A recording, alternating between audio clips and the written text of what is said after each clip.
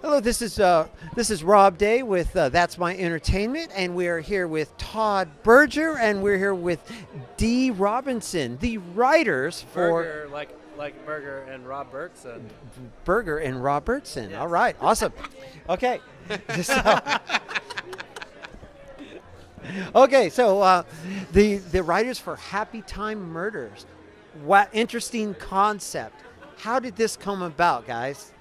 Dee and I have known each other for a long time. We went to school together, college at University of Texas, and we kind of bonded in film school over our love of kind of just messed up adult entertainment that kind of takes children's entertainment and twists it. And we both love Meet the Feebles, a Peter Jackson movie from the 80s or 90s. When was it made? That was made in the 80s. 80s? Yeah. And it's a Peter Jackson, of course he did Lord of the Rings and everything, who did this really messed up kind of play on the Muppet Show, and it was really weird, and we both loved it. We were like the only people we knew who had seen it and loved it, and we kind of bonded over that. And so for school, for a project, we did a messed up puppet short, and it was beloved within our film department. And when we moved out to Los Angeles to pursue careers, we got together and said, hey, what if we came up with a feature idea that was a messed up puppet movie, an R-rated puppet movie. This was in 2002, so it was 16 years ago. Yeah. Yeah. Anything to add? So to add on to that, I think that the short film that we did, we ended up using that character as inspiration. He's like a little blue puppet, and you've seen in the trailer that the lead puppet character is also a blue puppet. But we also thought about like how we could mash up different genres, like film noir and almost some elements of thriller, and obviously comedy, and sort of create this, really just acid trip of a story. And that's kind of like where we landed, and we put the project together, and we were trying to get it made for a while, and then luckily the Henson company came along and saw value in the nature of the project, and here we are today. Well, that's great. So I guess to add on that, so you got the Henson people involved in that. Was there any risk going, wow, this film is out of the norm, this script is out of the norm? Was there any, and further on, was there any differences from the script going to screen?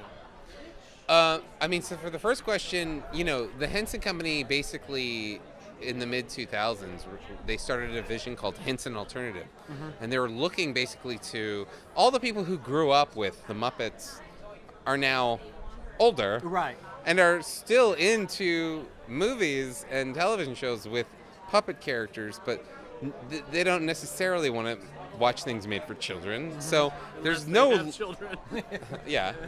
But there's no law that says whether it's animation or puppets, there's no law that says these things have to be for children. Right. So the Henson Company and Brian Henson, who directed the movie, he was like, even my father, Jem, had talked about doing things for adults at some point.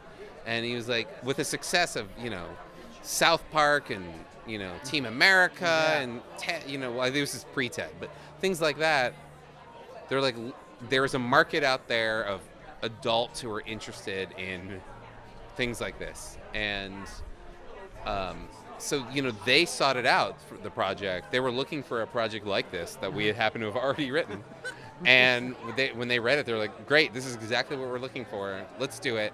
And I think there are people out there who are going to think this is sacrilege and we're ruining their childhood, but I don't care.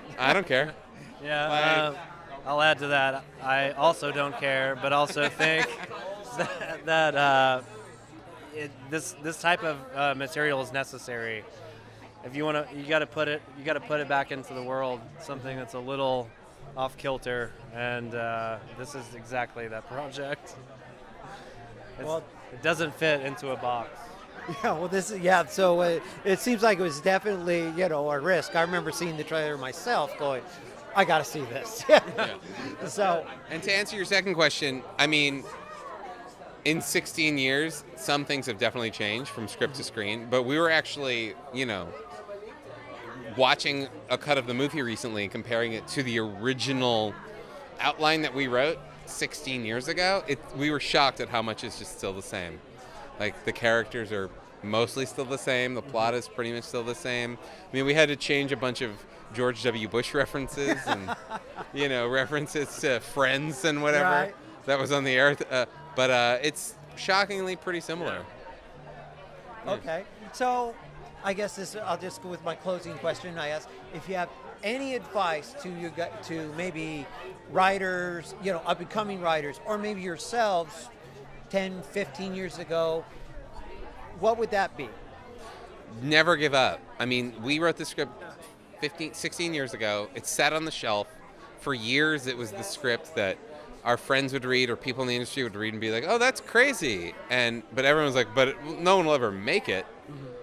But we just never gave up. I mean, always send it to anyone who wants to read it. Always talk about it. Always try to get it going, because eventually, maybe one day, Melissa McCarthy will call and say, you know what? I read that script. I want to do it. Yes. And next thing you know, it's been made and it's coming out August 17th. Yeah, and I would say all of that plus, believe in the content or the material that you're creating. No matter how crazy or weird or I hate saying this, but outside of the box, like, just believe in it and hold on to it and be patient. Patience is definitely a virtue, and that's what I've learned. So yeah, don't give up. Awesome. Well, thank you guys. And God just brings up one more question I have to ask. You mentioned that when you get that call from Melissa McCarthy, how was that feeling when you did get that call? Well, she called me when I was driving down Rodeo. Yeah. No, she didn't actually call me personally, but...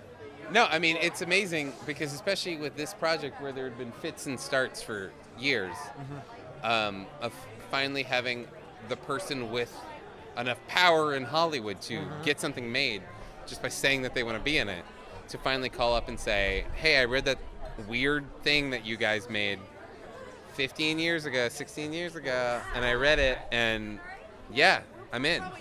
And to know that someone, even at this position of her career in Hollywood, can decide, you know what, I'm going to go do something really weird just because I love it. Because an R-rated puppet movie sounds super fun. Right. And that's what I'm going to do. And we're like, great, let's do it. Yeah, it's very cool to have people in the industry who have made a mark as an actor or a writer, director, etc., believe in the material and take it on and say, I want to do this because I really connect with it in some way.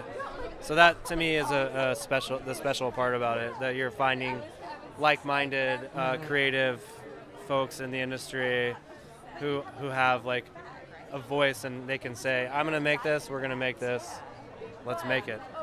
Awesome. Todd, Thank you. thank you so much. Dee, thank you so much. Yeah, thanks for the time.